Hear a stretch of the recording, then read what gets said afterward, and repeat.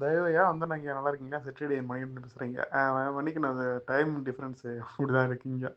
இப்ப YouTubeல கேட்டேங்க. நீங்க இந்த இன்னொரு ஐயாவோட பேசி இப்ப போட்டிருந்தீங்கல்ல. YouTubeல இப்பதான் கொஞ்ச நேரம் 2, 3 நாள் போட்டிருந்தீங்க. அந்த தலைப்பு எனக்கு மறந்து போச்சு. இவ்வளவு நேரம் அதான் கேட்டுட்டு இருந்தேன். கேட்டுட்டு இருந்தேன். அப்புறம் பார்த்தேன் திருப்பி அடுத்து கூட ஒண்ணு போட்டிருக்கீங்க. அப்புறம் இன்னொருத்தருக்கு பதில் சொல்லி. அந்த இது அவங்க உடல் எரிக்கிறது பத்தி சொல்லியிருந்தாரு இல்லையா? அதனால அப்ப இது பண்ணோம். அப்ப அது கடைசியில வந்துச்சு. அந்த 2 வரி கேட்டேன். எனக்கு ஒரு டவுட்யா அது. நீங்க ஒண்ணும் தப்பா நெனச்சுக்க கூடாது. அது எனக்கு ரொம்ப நாளா இருந்துச்சு. நான் கேட்கணும்னு நெனச்சேன் உங்கள்ட்ட. ஏன்னா, அது நம்ம என்ன அது இது நம்ம சில சந்தேகங்கள் உள்ள வச்சிடக்கூடாது. ஏன்னா, நான் சாமிய பத்தி அவங்கள்ட்ட டவுட் கேட்டுருக்கிறேன். கேட்டு அப்புறம் கொஞ்சம் கொஞ்சமா அருள் உணர்த்தவும் நான் உணர்ந்துக்கிட்டேன். இப்போ வந்துங்க, இப்ப நம்ம சன்மார்க்கத்துக்கு வர எல்லாருக்குமே சரி, உலகியல் வாழ்வுல இருக்காங்களும் சரி, நம்ம பெருமான் சொன்ன நம்ம ஜீவகாருண்ய ஒழுக்கம் தான் மிகப்பெரிய ஒரு பிடிப்பா இருக்குது. அது எதுக்குன்னு வச்சுக்கோங்களேன், உலகில யாருமே வந்து இன்ப துன்பப்பட்டு துன்பத்திலிருந்து விடுதலை அடையறதுக்கு தான் எதையா ஒரு தேடி தான் அப்படிதான் வாரோம். நம்ம இறைவன் அப்படிதான் கொண்டு வராரு. அப்படிங்கிறப்ப நம்ம சன்மார்க்கத்துக்கு ஒருத்தவங்கள கூப்பிடுறோம் அப்படின்னு சொன்னோம்னா, அவங்களுக்கு நம்ம ஒரு உறுதி குடுக்கணும். நீங்க வாங்க, இப்படி ஆவுங்க, பண்ணுங்க. இறைவன் உங்கள கைவிட மாட்டாருன்னு சொல்லி, அது மாரி நடக்கணும். அப்பதான் வந்து நம்ம சொல்ல முடியும். இல்ல இறைவன் வரும். வர்றவங்களுக்கு ஒரு பிடிப்பா இருக்கும். இப்ப நான் சன்மார்க்கத்துக்கு வரேன்னு வச்சுக்கங்க. அப்ப எல்லாமே நன்மை, தீமைங்கிற கயிற்றால தான் இறைவன் நம்மள கட்டி ஆட்டுறாரு. எல்லா செயலுமே இறைவன் திருச்செயல் தான். ஆனா இருந்தாலும் நம்ம ஒரு சாதாரண உலகியல்ல இருக்கிற நமக்கு அந்த தெரியாது. நமக்கு அது அந்த ஆன்ம நிலை அடைஞ்சவங்களுக்கு இருந்து தான் தெரியும். இப்போதைக்கு நம்ம எதுக்கு வரோம் உள்ளார? அ இப்ப பிணிகள் பாவ வினைகள நீக்கிக்கிட்டு, இந்த வாழ்ற வாழ்க்கையில கொஞ்சம் நிம்மதியா வாழணும். அதுவும் அறத்தோட வாழணுங்கிற அந்த ஆரம்ப கட்ட புரிதல்ல தான் உள்ள வருவோம். அப்படி நம்ம உள்ள வர்றப்போ வந்து, நம்ம எப்ப நம்ம சன்மார்க்கத்துல சாமிகிட்ட வந்து சரணடைஞ்சிட்டோம், பெருமான்ட்ட சரணடைஞ்சிட்டோம்னா, அப்பயிலருந்து நம்மளோட அந்த இது நம்மள பக்குவப்படுத்துறதுக்காக நிகழ்வுகள் நடக்கலாம். நடக்கலாம், போலாம், வரலாம். நம்ம வந்து கொல்லாமைய மேற்கொண்டு ஒழுகுறோம். சாமி சொல்றபடி கொஞ்சம் கொஞ்சமா அறிவு தெளிவு அங்க இங்க போய் சுத்தி வரோம். இப்படி வந்துட்டுருக்கவங்க வாழ்க்கையிலங்க அது இது குடும்ப உறுப்பினர்கள் ரொம்ப க்ளோஸ் சர்க்கிளே எடுத்துக்கோமே. சொந்தக்காரங்களா போ வேணாம். குடும்பம் நம்ம சொந்த க்ளோஸ் சர்க்கிள்ல திடீர் மரணம், அகால மரணங்கள் நிகழுதுன்னா, அத நம்ம எப்படி அத ஏத்துக்க முடியும்? சாமி சர்மானுவ வழியில வந்துட்டு நீங்க இப்படி இருந்தாவே உங்களுக்கு எதுன்னு சொல்லி உறுதி சொல்லியிருக்காங்க. அப்ப 3 இதுலயும் அதான் சொல்றாங்க. சாமிகளே சொல்றாங்க. நீங்க கல்யாணத்துல போய் ஆட்டம் பாட்டம் பண்றதுக்கு பதிலா நீங்க ஒரு அ சாப்பாடு இல்லாதவங்களுக்கு, கஷ்டப்படுறவங்களுக்கு ஒரு வாய் சோறு குடுத்துருந்தீங்கன்னா, அதுவே உங்கள வந்து காப்பாத்தியிருக்குமே! அப்படின்னு சொல்லி சொல்றாங்க சாமி. அது இப்ப சாமி பொய் சொல்ல மாட்டாங்கல்ல. எதுக்கு அவங்க பொய் சொல்லி இது பண்ணணும்? அது நான் உறுதியா நம்புறேன். அப்பயும் நம்புறேன், இப்பயும் நம்புறேன். நம்பி இது பண்றேன். அப்ப நீங்க இந்த அந்த நம்ம ஐயா ஒருத்தர் நம்ம உங்களீங்களே, பெருமான் சொன்ன ஒரு எந்த ஒரு விஷயமே அதுல நடக்கவே இல்லையே! ஒரு நம்ம சாமியோட சீடருக்கு, சன்மார்க்கத்துல இருக்கிறவருக்கு, சத்து விசாரம் செய்றவங்களுக்கு, அந்த சத்து விசாரம் செய்றவங்களுக்கு பசி ஆத்தணுன்ட்டு சாப்பாடு வாங்க பொண்ணுக்கு இப்படி ஒரு அகால மரணம்னா, இதுல எதுக்கு நம்ம சன்மார்க்கத்துல இருக்கணும்? எதுக்கு பண்ணணும், போணும், வரணும்? இதுல என்ன நம்ம இத்தனையும் தாங்கிட்டு தான் நம்ம கடவுள் நிலை அடையணுமா? எவ்வளோ ஏன்னா அது ஒரு தகப்பனா அந்த அந்த வலி வேதனை வந்து ரொம்ப பயங்கரமானதுங்க.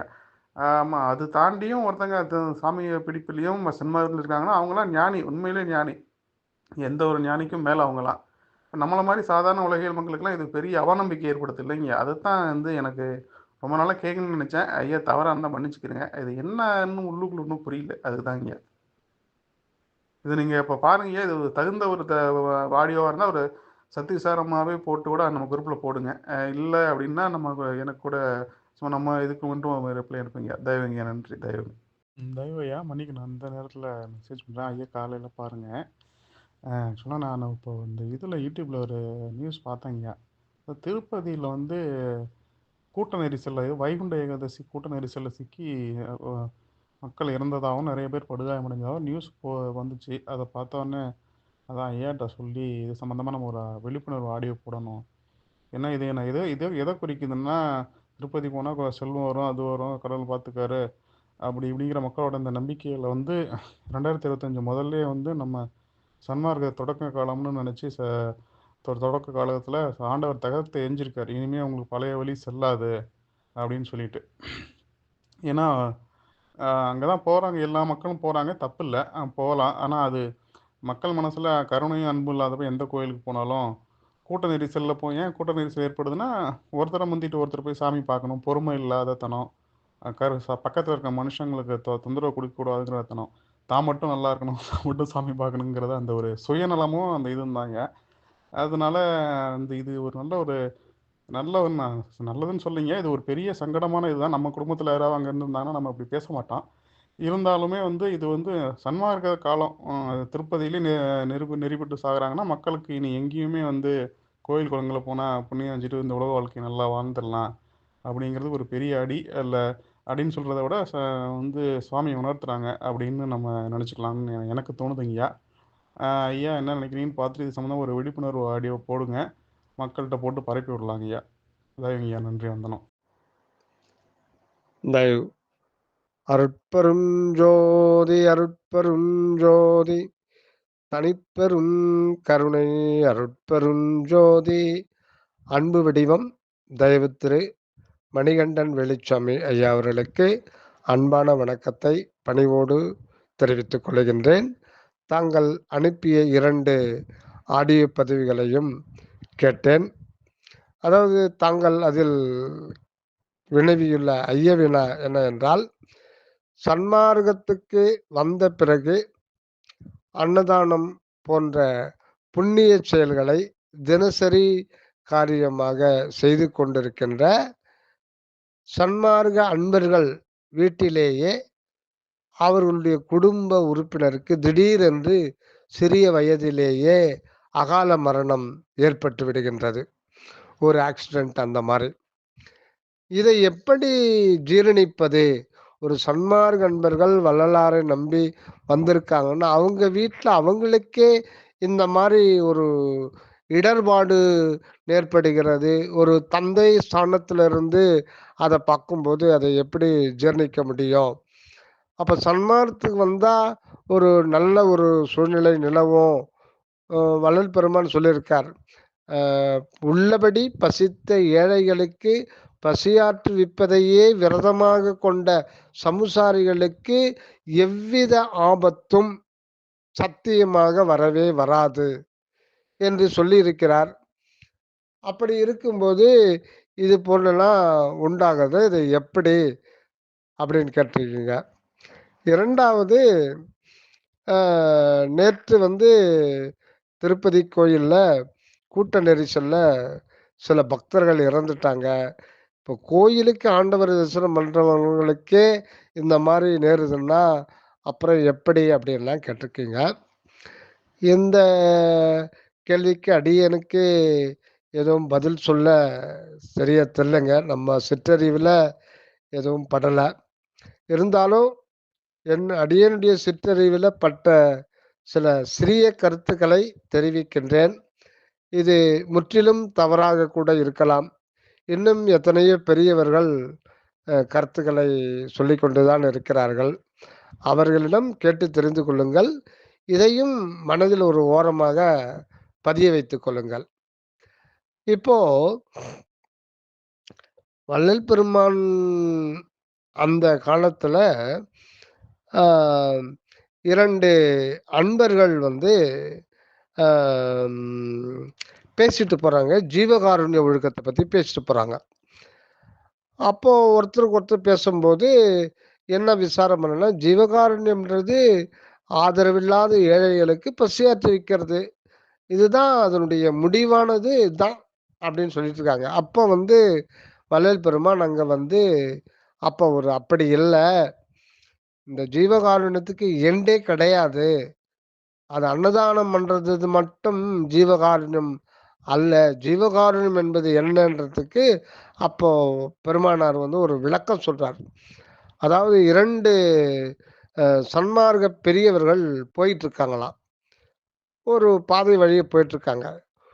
ஒரு சன்மார்க்க பெரியவருடைய நடந்து போகும்போது அவர் கால் பட்டு ஒரு மண்ணால் ஆன ஒரு கட்டி சிதறுண்டு போயிடுச்சான். அதை பார்த்த பக்கத்தில் இருந்த சன்மார்க்க பெரியவர் மயக்கம் போட்டு மூர்ச்சியாகி கீழே விழுந்துட்டாராம்.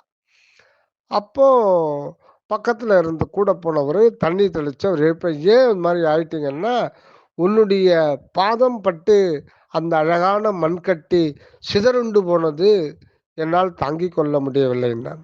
இதுதான் ஜீவகாருண்யத்தினுடைய முடிவான ஒரு நிலை அப்படின்னு விளக்கம் கொடுக்கிறார். ஆக ஜீவகாருண்யம் அப்படின்றது எங்கிருந்து எப்படி வெளிப்படணும்னா, அது தேக நிலையிலிருந்து வெளிப்படக்கூடாது. சன்மார்க்கம் என்பது முதல்ல அகநிலையை பற்றி கொள்ள வேண்டும். அங்கிருந்து தான் மலை உச்சியில இருந்து தான் எல்லாத்துக்கும் கீழே பார்க்கணும். First, second, third, four. அதாவது மலை உச்சியில் இருக்கிறது அகத்துக்கு அகமாக விளங்குகின்ற அந்த அருள் உணர்வு நிலையில நம்மை முதலில் இருத்தி கொள்ள வேண்டும். அதுக்கப்புறம் அந்த அருள் உணர்வு நிலையை சூழ்ந்து இருக்கின்ற 4 உணர்வு நிலைகள்: அகம் ஆன்மா, அகப்புறம் ஜீவன், புறம் மனம், புறப்புறம் இந்திரியம் முதலிய பொருந்திய இந்த உடல். அங்கிருந்து தான் இந்த 4 நிலைகளையும் இந்த அருள் உணர்வை வியாபிக்க செய்ய வேண்டும். அந்த நிலையில் தான் ஜீவகாருண்யம். இது அகமிருந்து அனகமாக வெளிப்படுகின்ற ஒரு அனக மார்க்கம். அந்த அனக மார்க்கத்துல ஜீவகாருண்யம் அப்படின்னா அது சாப்பாடு, பசித்தவர்களுக்கு சாப்பாடு போறது தான். அப்படின்னா அது எத்தனையோ 1000 வருடங்களுக்கு முன்பே நடைமுறையில, அதுவும் நம்முடைய பாரத தேசத்துல இருந்து கொண்டுதான் இருக்கு. அது புதியது அல்ல. ஜீவகாருண்ய ஒழுக்கம்ன்றது அது ஒரு புதியது அல்ல. எல்லார் வீட்டிலுமே ஏழைகளுக்கு பசியாற்றி வைப்பாங்க. அது இந்து தர்மத்துல அது வர்றது, எல்லா மதத்திலையுமே அது வர்றது.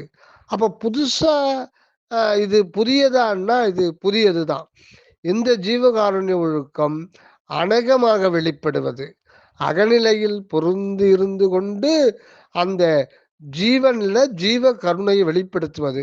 அப்படி பார்க்கும்போது அப்படி வெளிப்படுத்துறது, அந்த இரக்கமாக வெளிப்படுறது எதுன்னா அருள் உணர்வினுடைய ஏகதேசம்தான் ஜீவன்ல பிரதிபலிக்கும் போது இரக்கமாக வெளிப்படுகிறது.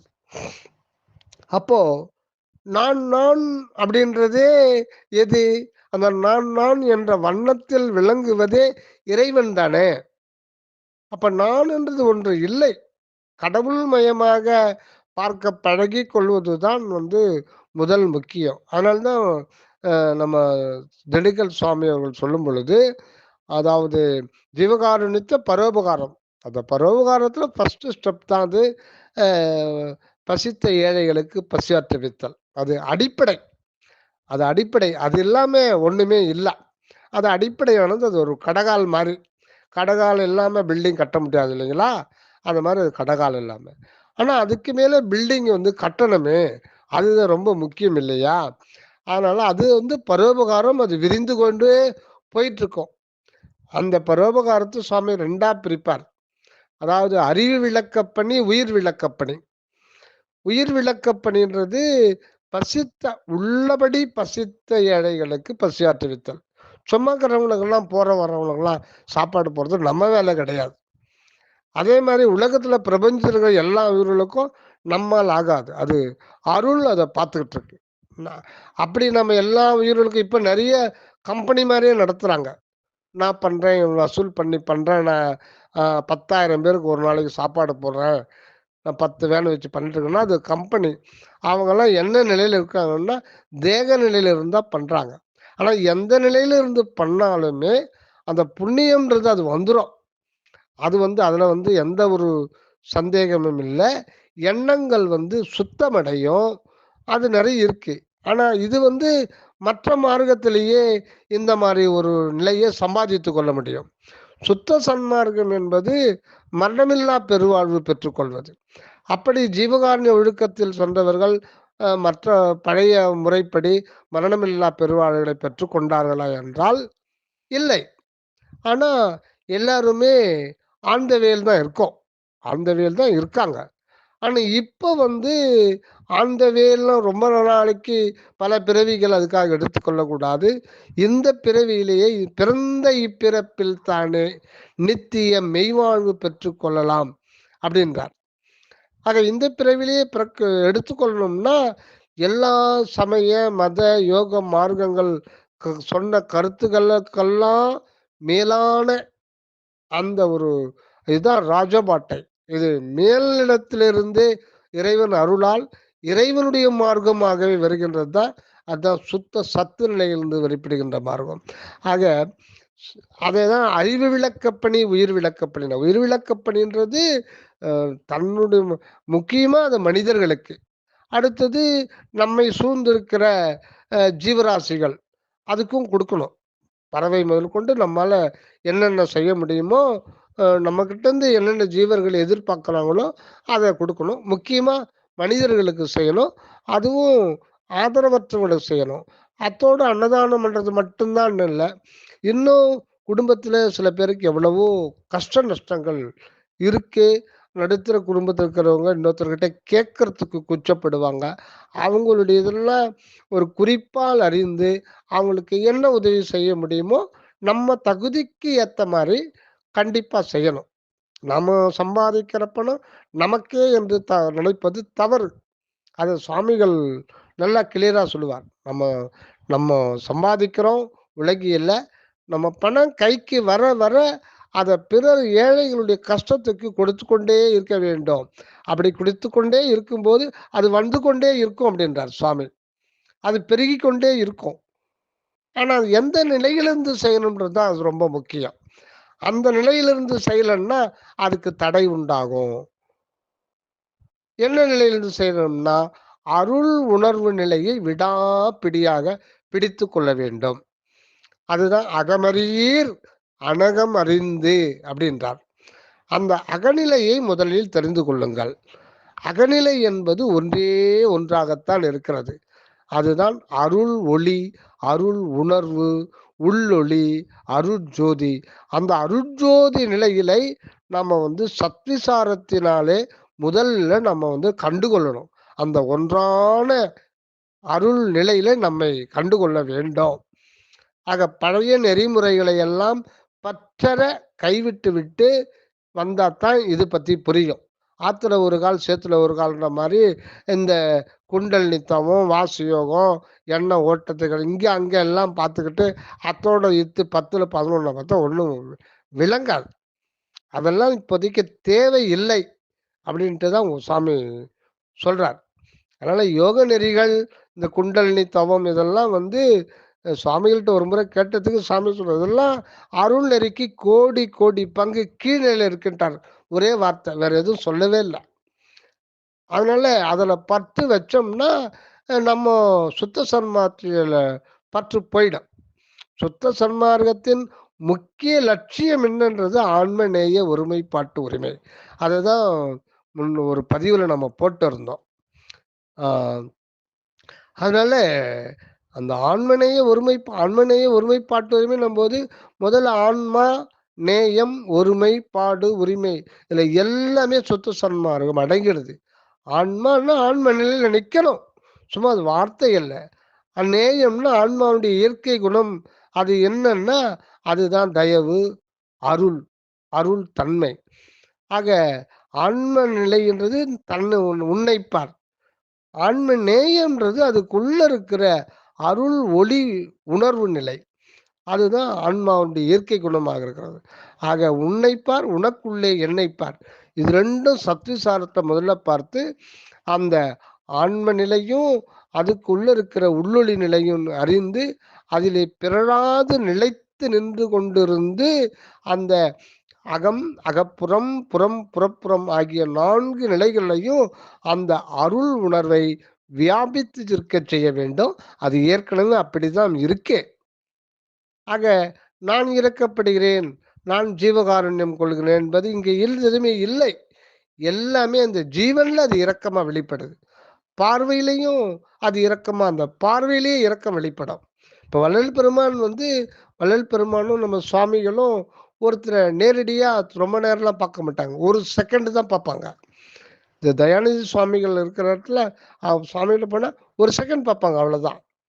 ஏன்னா அதுவே அதுவே பக்குவப்படுத்த ஆரம்பிச்சிடும். ஒரு செகண்டு பார்த்துட்டு எல்லாம் பேச மாட்டாங்க. வள்ளல் பெருமான்லாம் பார்த்துக்கிட்டு நம்ம மாதிரி கண்ணில் பார்த்துக்கிட்டுலாம் பேச மாட்டாங்க. ஒரு செகண்ட் பார்ப்பாங்க, அவ்வளோதான்.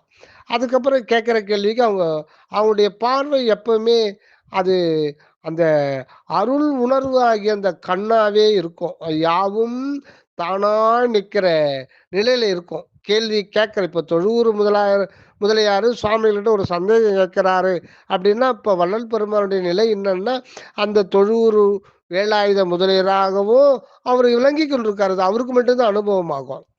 அவருடைய மனமாகவும் அவருக்கு அனுபவம், அவருடைய மனத்தில் எழுகின்ற ஐயப்பாடாகவும் வள்ளலாருக்கு அனுபவம். அப்புறம் எப்படி அவருக்கு கண்ணை வச்சு நோக்குவாரு? முதல்ல அந்த அந்த பார்வை பட்ட உடனே அதை தாங்கிக்கிற நமக்கு ஒரு இது வேணும். அதனால ஒரு செகண்ட் தான் பார்ப்பாங்க ஞானிகள்லாம். அதுக்கப்புறம் பார்க்க மாட்டாங்க. அவங்க பார்வை வேற பக்கம், கேட்குற கேள்விக்கு இது பண்ணுவாங்க.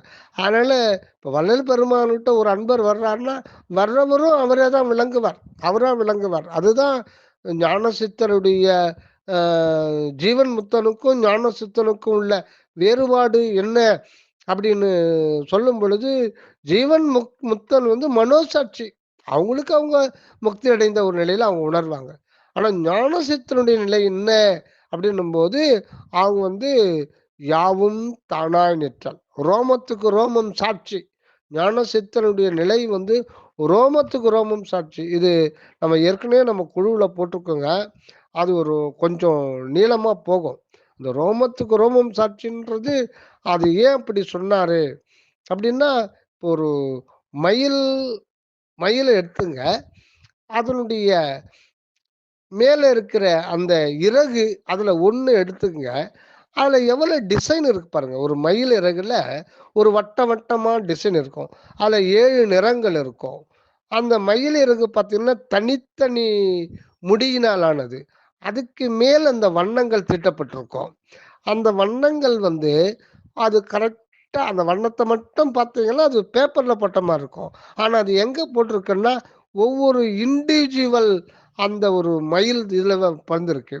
அப்போ அந்த வட்டம் வரும்போது ஒவ்வொரு இண்டிவிஜுவல்லையும் அது வரணும்னா அது அந்த பெண்டில் அந்த டைமென்ஷன் கரெக்டா இருந்தால் தான் அந்த வண்ணமே வரும். அப்போ ஒவ்வொரு இது நீங்க எடுத்துட்டீங்கன்னா அதுல வந்து அந்த வட்டத்திலேயே அஜந்தா வரும், அப்புறம் மஞ்சள் வரும், வெள்ளை வரும், சிவப்பு வரும், ஆரஞ்சு வரும், இந்த மாதிரி வரும். அதை ஒவ்வொன்றுல பார்க்கும்போது அடுத்த இதுல வந்து அந்த டைமென்ஷன் கொஞ்சம் மாறும். இப்படி ஒன்று மாறுது. இதெல்லாம் யாரு நிர்ணயம் பண்றது? அதுதான் ஆண்டவருடைய தனிப்பெரும் கருணை வெளி. அங்கிருந்து ஏற்படுகின்ற ஒரு சிற்ற அசைவினால இந்த பிரபஞ்சத்துல ஒவ்வொரு அணுவான இடத்துல கூட அவருடைய செயல் முழுமையா இருக்கு. அதுதான் ரோமத்துக்கு ரோமம் சாட்சி. ஒவ்வொரு ஒரு டிராப் ஆஃப் வாட்டர் எடுத்துட்டா அதுல வந்து 4 கோடி வாட்டர் மாலிகுல்ஸ் இருக்கு. ஒரு டிராப் ஆஃப் வாட்டர்ல அது ஒரு மாலிகுல்ஸ்ல வந்து 2 ஹைட்ரஜன், 1 ஆக்சிஜன் இருக்கு. அப்போ அந்த மாலிகுல்ஸ் கணக்கில் இருந்து அணுக்கள் கணக்கலா பார்க்கும்போது அது என்ன ஒன்னா 12 கோடி அணுக்களா வருது. அதாவது 8000 கோடி ஹைட்ரஜனும் 4000 கோடி ஆக்சிஜனும் அணுவாகுது. மொத்தம் 12,000 கோடி அணுக்கள் இருக்கு.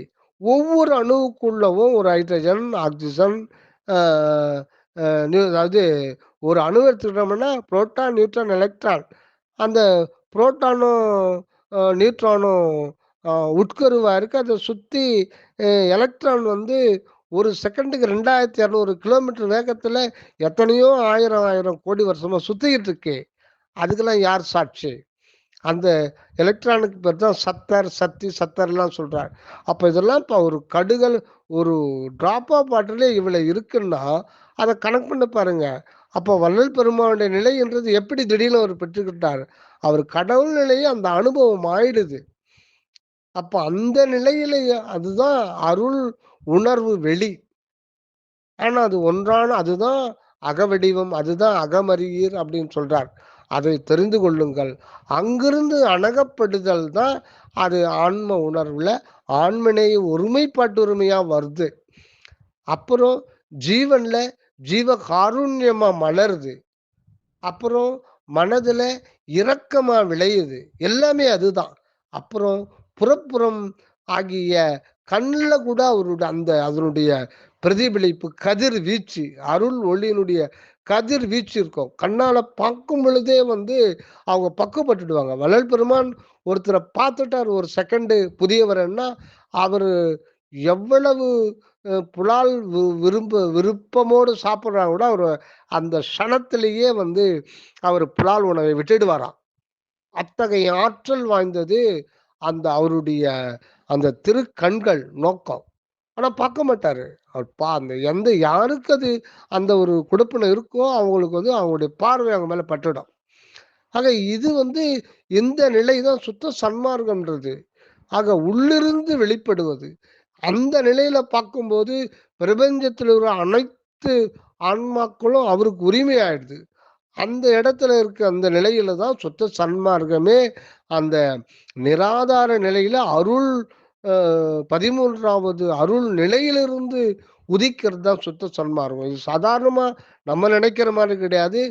நாம நினைக்கிறோம் நான் சன்மார்க்கி ஆயிட்டேன் 40 வருஷமா சன்மார்க்கத்துல நம்முடைய மன நினைப்பு தானே தவிர அது கிடையாது. சன்மார்க்கி என்பது சாகாதவனே சன்மார்க்கி. சாகாதவன்னா இந்த புறத்துல செத்து போறது மட்டும் இல்ல, அந்த அருள் உணர்வு நிலையிலிருந்து பிறடாது இருத்தல் தான் சாவாது இருத்தல்.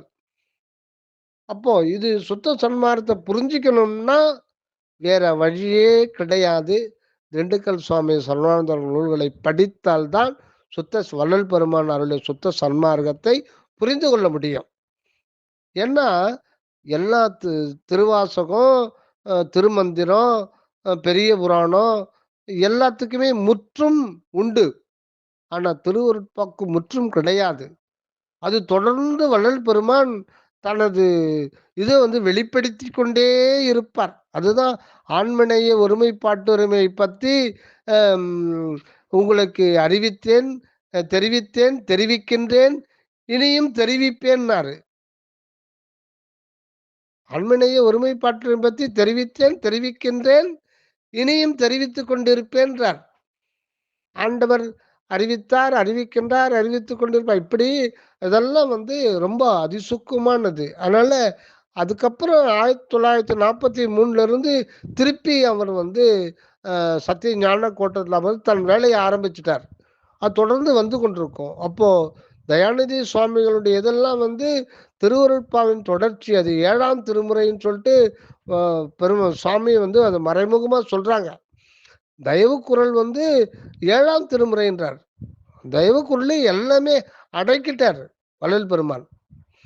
இதெல்லாம் வெளி உலகத்து சொன்னா அவர் என்னப்பா அவர் ஆத்தர் தானே அப்படின்ட்டுருவாங்க. அது சுவாமிகளை புரிஞ்சுக்கிறதுன்றது வள்ளல் பெருமானுடைய பூரண கடக்க நோக்கம் இருந்தா தான் அதை புரிஞ்சுக்க முடியும். அப்படியே புரிஞ்சுக்கிட்டாலும் அதில் நம்ம அது ரொம்ப ஒரு இதானது. அதனால இந்த இடத்துல சாப்பாடு போட்டேன் என்கிட்ட ஒரு அம்மையாரை தான் ஃபோன் பண்ணாங்க. பல முறை அதை ஃபோன் பண்ணி நாங்கள் அன்னதானம் பண்ணுறேங்க, 10,000 ரூபாய்க்கு பண்ணியிருக்கேன், 15 ரூபாய்க்கு பண்ணியிருக்கேன், ரிசல்ட்டு சரியாக வரல, ரிசல்ட்டு நாங்கள் எதிர்பார்த்த ரிசல்ட் வரலன்னா இது சன்மார்க்கம் கிடையாது. இது வந்து பிஸ்னஸ் தான். இது வந்து பிஸ்னஸ்ஸு. வேற இடத்துல அந்த பிஸ்னஸ் வேலைக்கு ஆகலை. அதனால் இங்கே வந்து ஜீவகாருண்ய ஒழுக்கத்தை படிச்சுட்டு அது இதை எக்ஸ்பெக்ட் பண்ணுறோம். அது கிடையாது. அதே மாதிரி வள்ளலார் சொன்னார், நான் இது பண்ணுறேன், நான் வந்து டெய்லி 10 பேருக்கு சாப்பாடு போடுறேன், எனக்கு இந்த மாதிரி ஆயிடுச்சு கிடையாது. யாரு வந்து சுவாமி கிட்ட வந்தாலும் போனாலும் அது வந்து அது ஒரு பொருட்டு கிடையாது. அந்த நிலையில் நாம நிக்கிறோமா அப்படின்னு பார்க்கணும். நின்ன பிறகு தன்னுடைய குடும்பம், தன்னுடைய மனைவி, தன்னுடைய மகன், என்ன அம்மா, என்னப்பா அங்க கிடையவே கிடையாது. இந்த பிரபஞ்சமே ஒவ்வொரு ஆன்மாவுமே அவங்களுடையது ஆயிடுது, அவங்களுடைய வாழ்க்கை ஆயிடுது. அப்படி இருந்தா வள்ளல் பெருமான் அவருடைய மனைவி விட்டு ஏன் போனோம்? அவருடைய அண்ணன் பசங்களுக்கு சன்மார்க்கத்தை சொல்லியிருக்கலாமே. எந்த ஒரு ஆன்மாவுக்கு பக்கமும் அங்கதான் அவங்க காரியப்படும். அவங்களது பிரபஞ்சமே அவங்களுடையது. இதுதான் ஒவ்வொரு சன்மார்க்கனுடைய வாழ்வு நிலை வந்து கடவுள் நிலையிலிருந்து அந்நிலையில் நிற்றல் தான். அதனால நம்ம இந்த மனம் சம்பந்தப்பட்டு எதையுமே நம்ம தீர்மானிக்க முடியாது. மனதை கொண்டு எந்த அருள் செயலை பற்றி எதுவும் தீர்மானிக்க முடியாது. அதுதான் நம்ம சின்னாலப்பட்டி செல்வராஜையா சொல்லுவார். இந்த அருள் அருளுக்கு முதல்ல அடங்கிப்போ.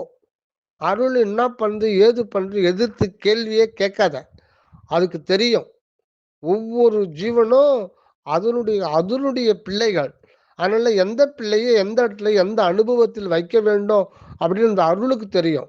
நீ எதையும் பேசாம அதை அக்செப்ட் பண்ணிட்டு போயிட்டே இருக்கணும். அதை விட்டுட்டு நான் பண்றேன், என் குடும்பத்தில் இப்படி ஆயிப்போச்சு அப்படின்னா நம்ம இன்னும் சன்மார்க்கத்துக்கு வரல.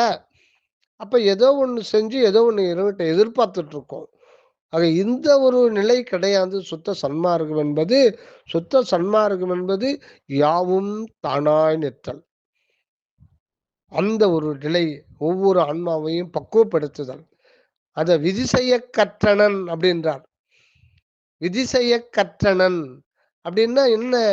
அந்த விதி செய்யணும் ஐந்தொழில் செய்துட்டு இருக்கார் வள்ளல் பெருமான். ஒவ்வொரு அணுவுக்குள்ளும் இருந்து தனது ஐந்தொழில் ஆற்றுகின்றார். அதுதான் எங்கும் சுற்றுதல். எங்கும் சுற்றுதல்னா சும்மா எங்கும் சுத்தினுங்கிறது இல்லை. ஒவ்வொரு அணுவுக்குள்ளேயும் அவருடைய தொழில், ஐந்தொழில் செயல் ஒவ்வொரு உயிருக்குள்ளும் ஒவ்வொரு அண்டத்திலையும் அதற்கு அவருடைய நிலை இறைநிலை தான். அந்த அனுபவம் கொடுத்துட்டார்.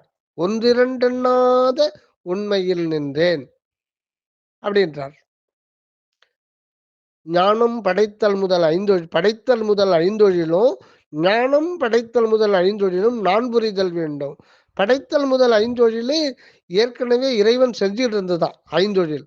ஆனா ஞானம் படைத்தல் முதல் ஐந்தொழில்னா முன்பு இருந்த ஞானம் அல்ல இது. இது மரணமில்லா பெருவாழ்வு தருகின்ற மெய்ஞான சித்தி என்கின்ற ஒரு ஞானம் விளைவித்தல்.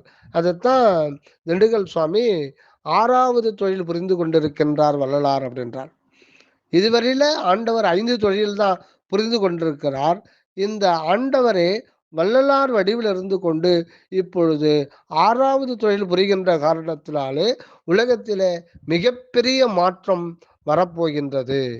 அதாவது மரணமில்லா பெருவாழ்வு இம்ப்ளிமெண்ட் பண்ற ஒரு நேரம் இந்த நேரம். அதனால உலகத்துல மிகப்பெரிய ஒரு மாற்றம் முதல்ல இந்த பூமியில வரப்போகுது. அதுக்கப்புறம் ஒவ்வொன்றா பிரபஞ்சம் முழுதும் அது பரவிட்டே இருக்கும். ஆனால் நம்ம நினைக்கிறதோ, நம்ம மனதில் நாம எதோ நினைக்கிறதெல்லாம் அது சரியானதுன்னு சொல்ல முடியாது. ஆக தன்னுடைய குடும்பம் அப்படி நினைக்கிறதே தவறு தான். என்னுடைய அம்மா, என்னுடைய அப்பா. அதனால தான் வள்ளல் பெருமான் உபசாரத்தால் பெற்ற தாய் தந்தை என்றார். உபசாரத்தால் பெற்ற தாய் தந்தை. விண்ணப்பத்துல பாருங்க, ஏன் அந்த வார்த்தையை போடுறார்? நம்முடைய தாயின்னு எப்படி நமக்கு சொல்ல முடியும்? என்னுடைய மகன் எப்படி நாம சொல்ல முடியும்? அந்த கருப்பையில கை கால் முளைச்சது நமக்கு தெரியுமா? அதை ஸ்கேன் படுத்தி என்ன சொல்லி நம்ம பார்த்துக்கிறோம். நமக்கு எதுவும் தெரியாது. அந்த உடலுக்கு இது பாடி என்கின்ற மிஷின். அதுக்கு இந்த மிஷின் இன்னொரு பிள்ளை இருக்கு, அவ்வளவுதான். நம்முடைய இது அனைத்து சர்வ ஜீவராசிகளிடத்திலையும் அந்த காருண்யத்தை இது பண்ணுமே தவிர, இது என்னுடைய மகன், அது வேற அப்படின்றவும் அப்புறம் என்ன சன்மார்க்கம் இருக்கு? இந்த குடும்பம் என்னுடைய குடும்பத்தில் அகான மரணம் அடைஞ்சிட்டாங்கன்னா அப்ப மற்ற குடும்பத்தில் அடைந்தா பரவாயில்லையா? அது எப்படி சன்மார்க்கமாகும்? திருவருள் என்ன நீதி செய்திருக்கோ அது பிரகாரம் நடந்துகிட்டு இருக்கோம். இப்ப என்னுடைய குடும்பத்துல ஒருத்தர் இறந்துட்டாங்கன்னா பதைக்கிறேன்னா, அப்ப மற்றவங்க குடும்பத்துல என் பதைப்பு இருக்காதுன்னா அது எப்படி ஆண்மனைய ஒருமைப்பாட்டு உரிமை ஆகும்? ஆக என்னுடையது நான் என்னுடையது ஒண்ணுமே இல்லையே. இந்த நான் என்பதே கிடையாது. நான் என்ற வண்ணத்தில் விளங்குவது இந்த அருள் தானே தவிர, ஆக பிரபஞ்சம் முழுதும் அனைத்தும் ஒன்றுதான். அப்படி இருக்கும்போது நம்முடைய பழைய நிலை, அந்த பழைய கோணத்தில் நாம் பார்க்கறது என்னன்னா, அது பொதுவில் இருந்து வெளியில நம்முடைய நோக்கத்துல பார்க்கிறோம். ஆனா வள்ளலாருடைய நோக்கம் கருணை ததும்பி பொது நோக்கும் கண்ணில் கிடைத்த கண்ணே என்றார். கருணை ததும்பி பொது நோக்கும் கண்ணில் கிடைத்த கண்ணே. அங்க பொதுன்றது என்ன? உயிரெல்லாம் பொதுவின் உளம்பட நோக்குக. அப்புறம் என்னுடைய குடும்பத்துல நான் அன்னதானம் பண்றேன், என்னுடைய குடும்பத்துல ஒருத்தர் இப்படி இறந்துட்டாங்க, எனக்கு எப்படி நம்பிக்கை வரும்? இதுக்கு வர்றவங்க என்ன நினைப்பாங்க? இதெல்லாம் கிடையாதுங்க. இதெல்லாம் அங்க கிடையாது. உயிரெல்லாம் பொதுவின் உளம் பட நோக்குக. பொது அப்படின்றது என்னன்றது தான் மிகப்பெரிய ஒரு ரகசியம். அதாவது இந்த நான் நான் நான் நாம சொல்றோம் இல்லையே, அந்த வண்ணம் அந்த வண்ணம் யாருடையது? அது இறைவனுடையது. இப்போ இந்த உடம்புக்குள்ள அந்த நான் என்ற புள்ளி அது இறைவனுடையது. அதே போது எதிரில் ஒருத்தர் நிற்கிறார்னா அதுவும் இறைவனுடையது. ஆக இந்த நானும் அந்த நாணையும் ரெண்டுத்தையும் ஒன்னா தான் பார்க்கணும். அதுதான் பொது. உயிரெல்லாம் எல்லா உயிருக்குள்ள இருக்கிற நான் என்ற வண்ணத்தில் விளங்குவது அந்த அருள் தான். அதனால இங்க இருக்கிற நான் நானு, எதிரில் இருக்கிற நான் நான் அல்ல, அது வேறுன்றது கிடையாது. எல்லாமே நானாக பார்க்கணும். அதனால எவ்வுயிர் திரளும் எண்ணுயிர் எனவே எண்ணி நல் இன்புறச் செய்யவும். ஆக அந்த பொது நோக்கம் அப்படின்னும் பொழுது அந்த நான் என்ற வண்ணத்திலே விளங்குவது அது புறத்தில் அநேகமாக இருக்கிறது. ஆக அந்த பொது உணர்வு உணரும் போது அலால் பிரித்தே அது எனில் தோன்ற அற்பெரும் ஜோதி. ஆக இதுதான் இந்த ஜீவகாருண்யம் அங்க கொண்டு போயிடும். ஆக ஆண்மநேய ஒருமைப்பாட்டுறவுன்றது இந்த உடம்புக்குள்ள எதை நான் என்று சொல்லுகிறோம்? அந்த நான் என்ற வண்ணத்தில் விளங்குவது எதுன்னா நான் கிடையாது. அது இறைவனுடைய திருவருள் தான் நான் என்ற வண்ணத்தில் விளங்குகின்றது. அது எல்லா இடத்திலும் இந்த பிரபஞ்சத்திலையும் அங்க விளங்கிறது. அதுதான் எங்குமாய் விளங்கும் சிற்றவை இடத்தே இது அது என உரைப்பரிதாய் தங்கும் ஓர் இயற்கை தனி அனுபவத்தை என்றார். ஆக அந்த தனி அனுபவத்தை பெற்றுக்கொள்ளும் போது அவர் வள்ளல் பெருமானுக்கு எவ்வுயிரும் என் உயிராயின அப்படின்னு சொன்னார். அது ஏற்கனவே அவருக்கு அது அனுபவத்தில் இருக்கார். ஆனா அதுக்கு புரியாத காரணத்தினால்தான் மக்களுக்கு அப்படி சொன்னா புரிஞ்சிக்க மாட்டாங்க அப்படின்றதுக்காக தான் மேட்டுக்குப்பத்துல 1874 திருவரையில நள்ளிரவுல தன்னுடைய உடம்பை மறைச்சிக்கும் போது இப்போது நான் இந்த உடம்பில் இருக்கிறேன், இனி எல்லா உடம்பிலும் புகுந்து கொண்டிருப்பேன். அது இனி இல்லை, அது அது அது சிறிய வயதிலிருந்தே அந்த நிலையிலேயே இருந்து அது எப்பவோ அந்த யாவும் தானான அனுபவத்தில் அவர் சுவாமி விளங்கிட்டு இருக்காங்க. ஆனா அப்படியெல்லாம் சொன்னா அந்த தேக உணர்வில் இருக்கிற நமக்கு அது புரியாதுன்ற காரணத்தால இப்போது நான் இந்த உடம்பில் இருக்கிறேன், இனி எல்லா உடம்பிலும் புகுந்து கொள்வேன் அப்படின்னு சொன்னார். ஆக அவருடைய இது அந்த யாவும் தானாய் நிற்றல், எங்கும் சுற்றுதல், ரோமத்துக்கு ரோமம் சாட்சி, இதெல்லாம் பார்க்கும்போது அவர் வள்ளலாருடைய நிலை அந்த யாவும் தானான அந்த ஒன்றான நிலையில தான் இருக்கார். அந்த வள்ளலாருடைய நிலை அவர் சொல்லும் பொழுது அங்கே உறைந்த அனுபவம் தோழி நிறைந்த பெருவெளிக்கு, அந்த நிறைந்த பெருவெளியில அயலறியா அறிவு, யாவும் தானான அறிவு, இந்த ஒரு நிலையை வழங்குறது எந்த ஒரு மார்க்கம் இதுவரையில் உதிக்கவில்லை. அவங்களும் நான் முக்தி அடைய வேண்டும், நான் முக்தி அடைய வேண்டும், பிறவாமை வேண்டும், அப்படிதான் வேண்டி பெற்றார்கள். வள்ளல் பெருமான் அந்த மாதிரி நிலை கிடையாது. இது வேற. இந்த மாத்தி யோசினால் அந்த மாதிரி இது நேரடியா இறைவனே இறங்கி வரார். அதனால்தான் இது முதல் சாலைக்கு ஆண்டவர் போகிறே அப்படின்னார். ஆண்டவர் வந்திருக்கார். அதுதான் வள்ளல் பெருமான் சொல்லும்போது இப்போது வருகின்ற நமது கடவுள், இப்பொழுதுதான் ஆண்டவர் தானே அந்த அருள் நிலையில் இறங்கி தன்மார்க்கமாக வர்றார். அப்படி வருகின்றதை ஏற்றுக்கொண்டு புரிந்து கொண்டு அவர்மயமாகி தற்போது நின்று அருளுக்கு அடங்கி முற்றிலும் அந்த அருளிலே சரணடைந்து நிற்றல் தான் சுத்த சன்மார்க்கம். ஆக இந்த நிலையில அதான் கருணை ததும்பி பொது நோக்கும் கண்ணில் கிடைத்த கண்ணே. ஆக அந்த பொது நோக்கம் உயிரெல்லாம் பொதுவின் உடம்பட நோக்குன்னா இப்ப இந்த உடம்புக்குள்ள நான் என்ற வண்ணத்தில் விளங்குகின்றது நான் அல்ல, இறைவன் தான். இறைவனுடைய திருவருள் தான் அப்படி விளங்கணும் போது எதிரில் நிற்கிறவங்க, அங்க இருக்கிறவங்க, எங்க இருக்கிறவங்க, இந்த பிரபஞ்சத்துல எங்க இருக்கிறவங்களும் தானே ஆகி நிற்கிறதா. எவ்வுயிரும் தன்னுயிர் எத்துணையும் பேதமில்லாது எவ்வுயிரும் தம்முயிரென கண்டு, இதுதான் இந்த ஒரு நிலை தான் சுத்த சன்மார்க்கம் வழங்குகின்ற மிகப்பெரிய ஒரு நிலை. இதை பத்தி சொல்லவே முடியாது. இந்த நிலையில பழைய நம்முடைய சிந்தனை, நம்முடைய முடிவு நிலைகள், நம்முடைய கற்பனைகள் இதெல்லாம் இங்க வந்து உள்ள வரவே முடியாது. நன்றிங்க ஐயா. தயவு வந்தனம். அதே மாதிரி ஒரு கோயில்கள் இது பண்றாங்கன்னா, அவங்க வந்து புறத்திலேயே இருக்காங்க. புறத்திலேயே உள்நிலைக்கு வந்தா தானே ஒழிய, மற்ற புற வழிபாட்டு முறைகள்லாம் மனம் சார்ந்தது, ஒரு பயன் கருதி போறது, ஒரு உலகியலே சதம்.